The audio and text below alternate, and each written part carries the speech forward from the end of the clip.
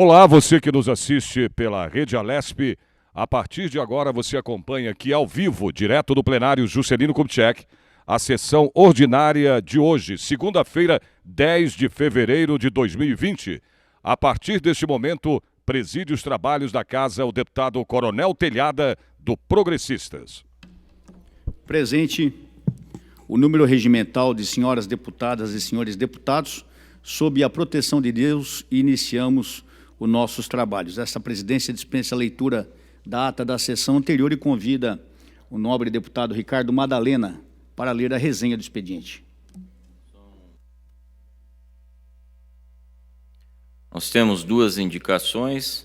Deputado Castelo Branco, que indica nos termos do artigo 159 da 14ª Consolidação do Regimento Interno ao excelentíssimo senhor governador do Estado de São Paulo que determine aos órgãos competentes a realização de estudos e urgentes providências no sentido de possibilitar a liberação de recursos financeiros para a obra de revitalização do Centro de Lazer Zeca Lopes, no município de Batatais. Também uma indicação do deputado Sargento Neri, que indica, nos termos do artigo 159 do Regimento Interno, ao excelentíssimo senhor governador do Estado que determine aos órgãos competentes a adoção de providências urgentes visando a construção de um novo fórum no município de Ibiúna. Só isso, senhor presidente. Muito obrigado, senhor deputado. Vamos, portanto, começar o pequeno expediente, chamando a primeira deputada inscrita, a senhora deputada Janaína Pascoal. Vossa Excelência tem um tempo regimental. Você assiste além da TV, pela Rede Alesp, a internet, no YouTube e também no nosso site, que é o al.sp.gov.br, esta sessão ordinária. Neste momento, para a sua fala, deputada Janaína Pascoal. Obrigada, senhor presidente. Cumprimento Vossa Excelência, o deputado Madalena, todos os funcionários presentes, a pessoa que veio nos honrar com sua presença aqui, acompanhar os nossos trabalhos. Bem, eu gostaria de esclarecer uma postagem que eu fiz hoje relativamente à chuva que assola a cidade de São Paulo. Eu sugeri aos jornalistas que telefonassem aos pré-candidatos à prefeitura para que estes pudessem falar um pouquinho sobre os planos que têm para enfrentar esse problema que acomete a cidade todos os anos religiosamente. E algumas pessoas se incomodaram, democraticamente se manifestaram, entendendo pouco oportuna a minha manifestação. Eu venho aqui reiterar, né? Me parece necessário que nós façamos um debate um pouco mais qualificado em termos de propostas, né? A maneira como ocorre o debate no período eleitoral me incomoda muito. É sempre uma maneira muito superficial. As pessoas têm pouca oportunidade de descer aos detalhes dos problemas que precisam ser enfrentados. Durante o recesso, eu encontrei com vários candidatos. Eu tive a oportunidade de perguntar a todos eles sobre pontos que eu considero essenciais para a nossa cidade. Tá? Dentre esses pontos, a questão do saneamento básico. Eu visitei áreas em São Paulo onde as crianças seguem nadando no esgoto, brincando no esgoto. Então, não é possível, né, que nós finjamos que isso não está acontecendo.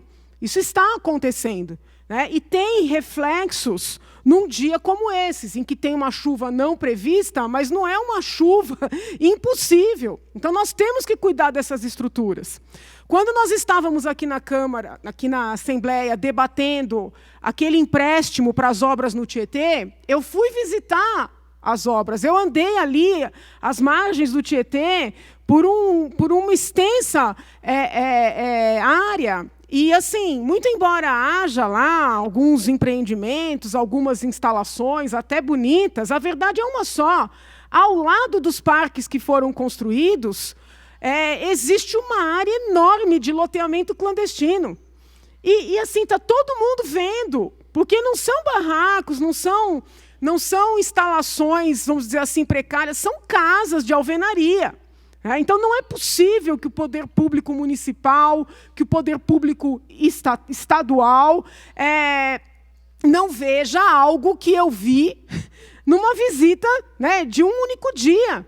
Então, assim, o dia que eu fui fazer essa inspeção em loco para decidir se votava favoravelmente a liberação dos recursos ou não, eu pude constatar uma série de irregularidades que têm reflexos diretos nas enchentes de hoje. E eu vejo a imprensa, aqui é uma crítica construtiva, a imprensa faz muitas perguntas de quem é amigo de quem está com quem apoia quem. Poucas perguntas no mérito, sabe? Tem muito a ser feito no nosso país, tem muito a ser feito no nosso estado, tem muito a ser feito na nossa cidade. E o que tem a ser feito, por exemplo, na cidade, impacta o estado, impacta a nação. Não é possível que não incomode as pessoas o tanto de fio que tem pendurado nessa cidade. Não precisa ir longe. Vai até Alameda Santos, que está aqui no coração de São Paulo. São bolos de fios pendurados, aquilo nem seguro é. Os pré-candidatos precisam ser provocados a se manifestarem sobre isso. Eu tenho feito isso individualmente. E as pessoas têm me procurado para perguntar o que eu quero com isso, por que eu estou encontrando os pré-candidatos, qual é a minha intenção. A minha intenção é uma só, é tentar buscar o melhor para a nossa cidade, se possível, unir bons quadros, para que nós possamos debater de maneira qualificada a cidade. O que não dá é para seguir tanto lixo na rua, e não adianta culpar só a população, porque também tem um problema sério no serviço de recolhimento desse lixo. Obras tão superficiais em termos de desassoreamento, em termos de limpeza de rios. Por que eu votei contra a liberação do dinheiro aqui? Eu não votei contra porque eu sou oposição. E quando eu voto a favor, não é porque eu sou base. Eu votei contra porque eu entendi que as obras até o momento feitas são obras quase que de maquiagem. Então, nós endividamos o Estado para não fazer obras que são efetivamente significativas. Posso só completar, Excelência? Na visita que eu fiz à Franca, um dos pontos mais importantes, que aquelas pessoas que estão há décadas trabalhando saneamento básico, aquelas pessoas levantaram, foi de fazer planejamento a longo prazo. Toda a construção numa cidade que não quer ter esse tipo de problema tem que ser planejada. As empresas privadas que empreendem na cidade têm que ter comprometimento com a instalação de coletores, de receptores. Então, não é possível que a gente siga dizendo, olha, não foi planejado, a gente não sabe o que fazer, ninguém sabe o que aconteceu, choveu além do que foi previsto. E quando é que a gente vai fazer esse debate? Em outubro, quando não tem chuva? Nós temos que falar sobre isso hoje. Aí alguns candidatos entraram em contato comigo e disseram, mas a lei eleitoral nos proíbe de fazer vídeo, de falar sobre isso. Ok, mas a lei eleitoral não proíbe a imprensa de entrar em contato com essas pessoas que já estão se apresentando como pré-candidatos e perguntar, senhor, senhora, qual é seu plano para esse ponto? Porque aí a pessoa não está fazendo campanha, a pessoa está respondendo à imprensa. Daí o sentido da minha postagem. E fica aqui uma sugestão, eu vou até perguntar para o presidente da Assembleia se eu, como uma parlamentar isolada, posso fazer isso, posso tomar essa iniciativa, mas se eu não puder, eu entendo que esta casa colaboraria muito, promovendo um diálogo, não vou chamar de debate, já que não é período eleitoral, um diálogo entre as pessoas que já se apresentaram como pré-candidatas à Prefeitura de São Paulo. Eu acho que aqui é um espaço de democracia, nós daremos uma colaboração preciosa para a cidade e para o Estado, enviando uma carta-convite para todos os partidos que indiquem 1 ou 2 representantes para debater São Paulo. É isso, senhor presidente. Muito obrigado, senhora deputada. O próximo deputado é o senhor deputado Paulo Fiorilo. Vossa Excelência tem um tempo regimental. Deputado Paulo Fiorilo, do PT, tem 5 minutos para sua fala na tribuna, neste pequeno expediente. Senhor presidente, senhores deputados, senhora deputada, público presente, telespectadores da TV Alesp, Infelizmente, a cidade, a região metropolitana amanheceram embaixo d'água, pelo menos uma parte considerável da cidade, a região oeste, a região norte, diferente da zona leste, que não sofreu tanto com essa situação. Mas por que essas duas regiões? Basicamente porque os dois principais rios dessa cidade, o Rio Pinheiros e o Rio Tietê, eles transbordaram. E aqui é preciso trazer a responsabilidade. Tanto um quanto o outro é de responsabilidade do governo do Estado. É verdade que a prefeitura tem responsabilidade com piscinões, com limpeza e drenagem, mas os rios, esses dois, as marginais, são de responsabilidade do governo do Estado. E aí, pasmem, eu fui olhar o orçamento, né? Controle de cheias do canal Pinheiros, 2018 e 2019. O Dória gastou menos que o Alckmin, valores atualizados. O Alckmin gastou, 2018, o Alckmin França empenhou 22,2 milhões e o Dória 19,5 milhões. Você vai no Tietê, a mesma coisa. A relação orçamentária, ela não deixa dúvidas. O governador Dória gastou menos que os governos anteriores. Portanto, é preciso aqui trazer a responsabilidade dos governos. Eu não queria falar sobre isso, eu só fiz essa referência porque é uma situação difícil para quem perdeu tudo, para quem está embaixo d'água, e nós precisamos cobrar as responsabilidades. Eu queria falar de outro assunto que considero fundamental nesse momento que a gente está vivendo.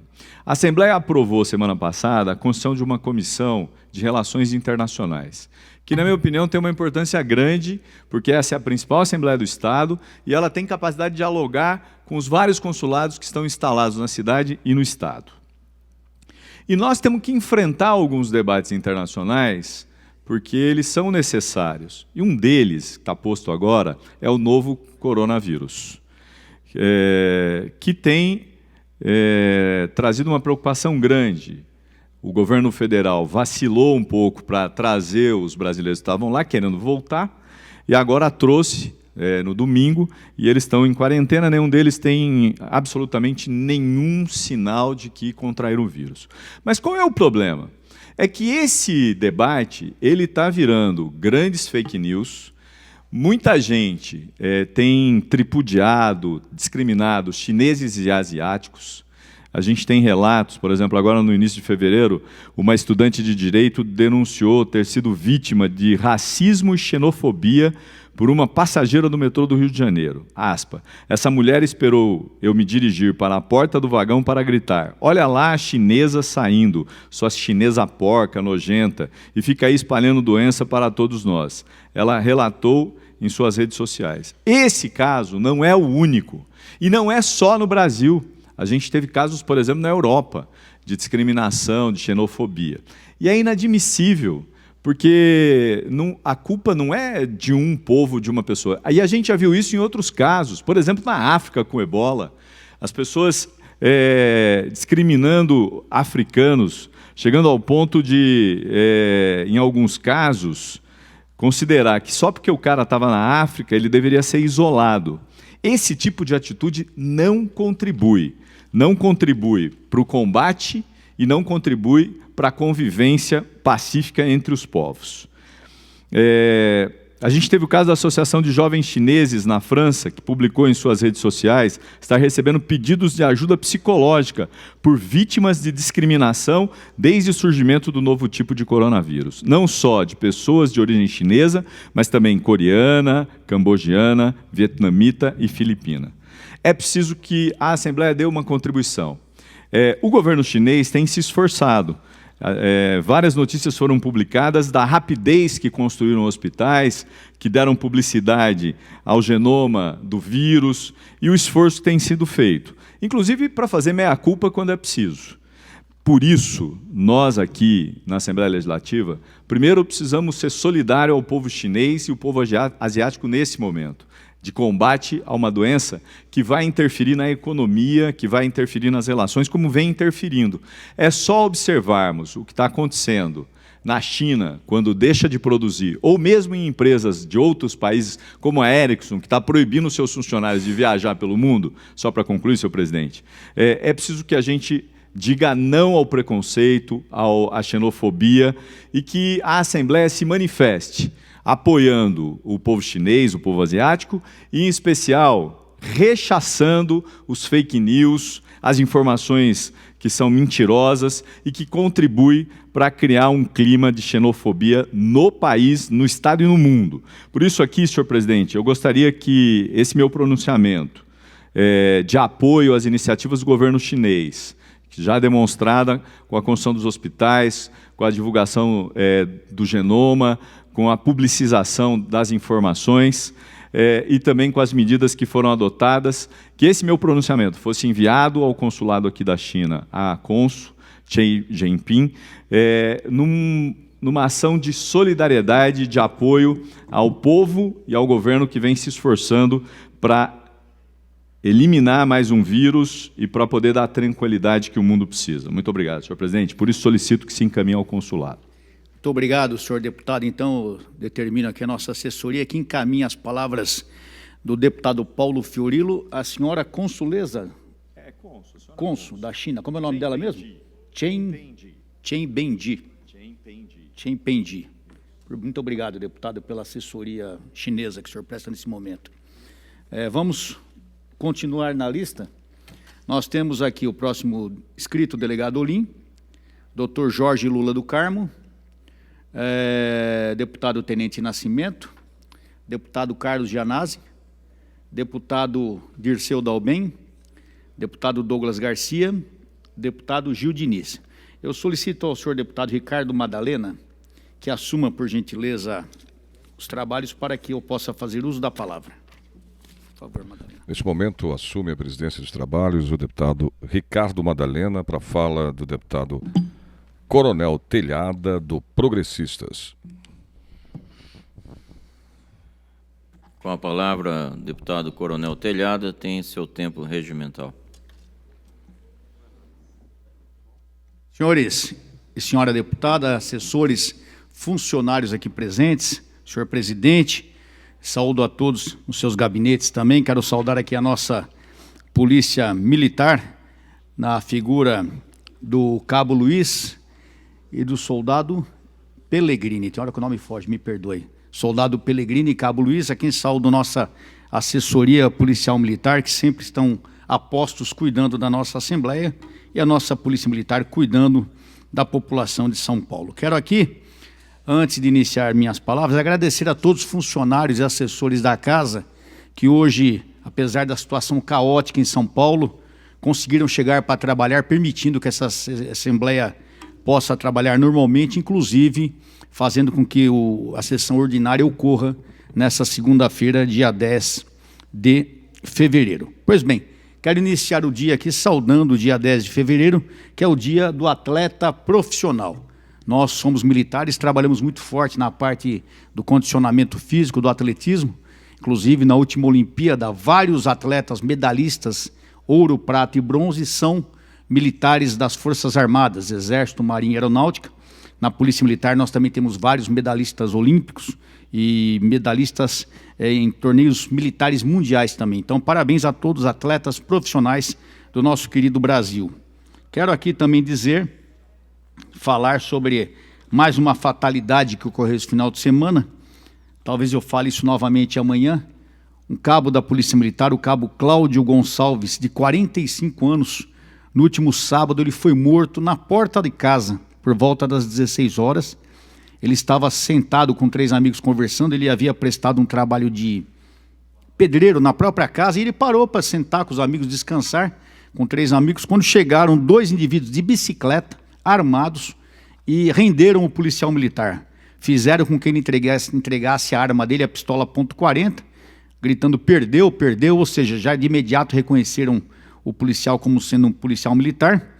E assim que o policial entregou a arma, esses indivíduos efetuaram disparos que atingiram a cabeça e o tronco do policial militar, e os indivíduos fugiram do local. O policial militar chegou a ser socorrido, mas infelizmente faleceu.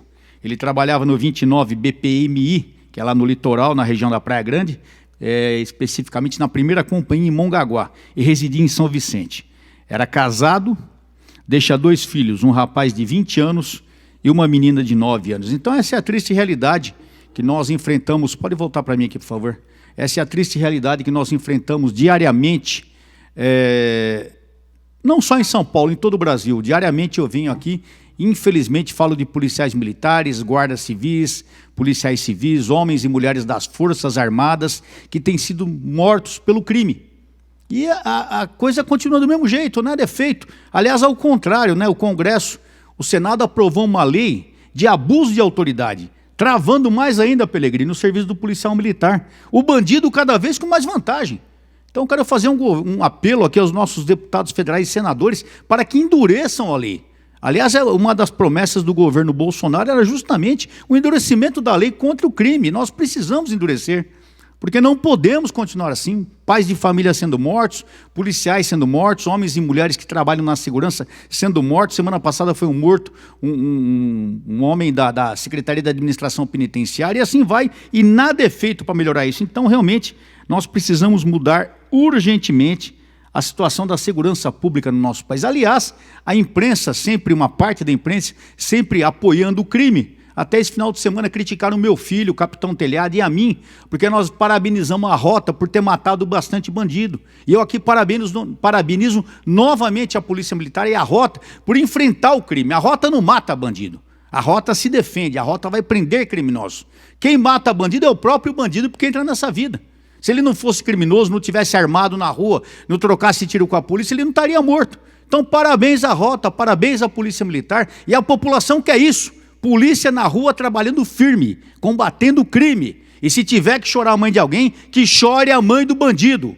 Doa quem doer, é simples assim. Então, parabéns à Polícia Militar. Eu não posso deixar também de comentar hoje a situação trágica que se encontra a cidade de São Paulo. Já agradeci a todos os funcionários que hoje se propuseram a estarem presentes aqui. Muitos não conseguiram chegar, mas os que conseguiram chegar estão dando conta do recado. Parabéns a todos. Eu quero aqui dizer o seguinte, nós fizemos um levantamento aqui, o Davi, meu assessor de imprensa, fez um levantamento, que o orçamento paulistano de 2019, Janaína, foi de 300 milhões. E segundo a informação aqui do jornal, né, Davi? Foram aplicados somente 50 milhões, ou seja, cerca de 17%.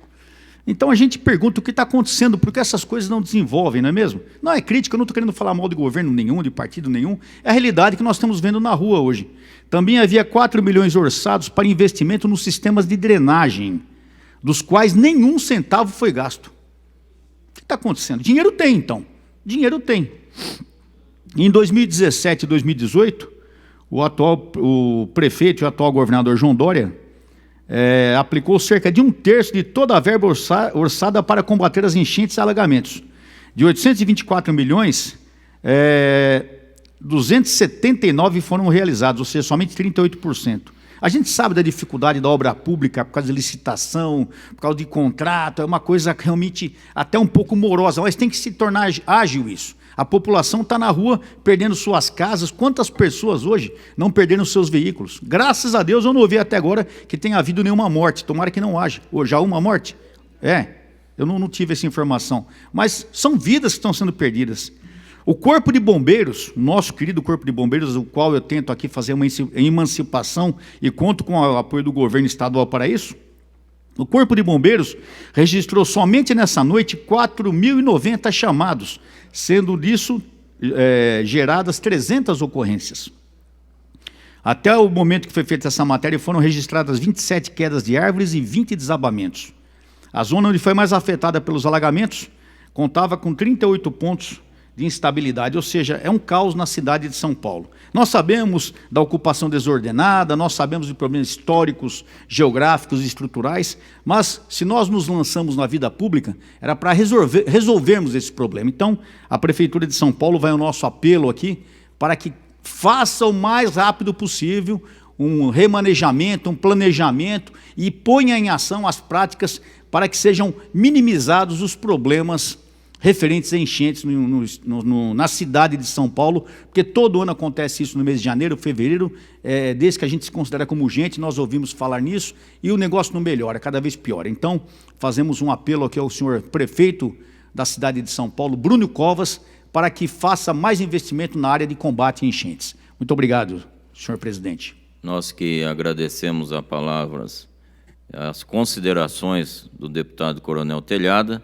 E dando prosseguimento aos oradores inscritos, deputada Alessi Brandão, deputado Frederico Dávila. Pela lista suplementar, delegado Olim, Enio Lula Tato, deputado Tenente Nascimento, deputado Sebastião Santos, deputado Itamar Borges e deputada Janaína Pascoal. De acordo com o regimento, tem o tempo regimental de 5 minutos, deputada Janaína Pascoal. E passo os assentos da presidência ao deputado Coronel Telhada. De volta à tribuna, a deputada Janaína Pascoal, do PSL, tem a palavra. Renovo os cumprimentos a Vossas Excelências e gostaria de noticiar que hoje pela manhã, graças ao líder do governo, a quem agradeço aqui publicamente, nós pudemos nos reunir novamente com a equipe da SPPrev e especificamente com a equipe que cuida dos cálculos atuariais. Eu havia solicitado essa reunião já no ano passado, obviamente antes do trâmite da reforma ter sido suspenso por ordem judicial. O líder do governo solicitou a reunião e aí, com recesso e tudo mais, a reunião acabou acontecendo somente hoje. Muito embora o trâmite da reforma esteja suspenso, nós sabemos que cedo ou tarde o assunto voltará, né, aqui para o plenário e nós teremos que enfrentá-lo. Por que eu tenho insistido, né, na necessidade de fazer ou refazer os cálculos atuariais?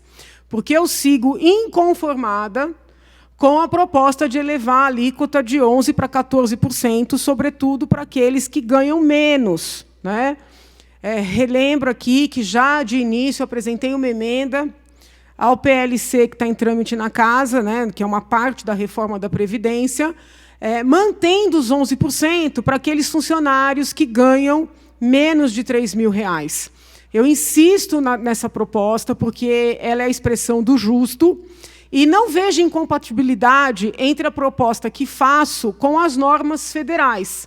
Porque o que a normativa federal diz é o seguinte: ou adota 14%, ou segue algum escalonamento.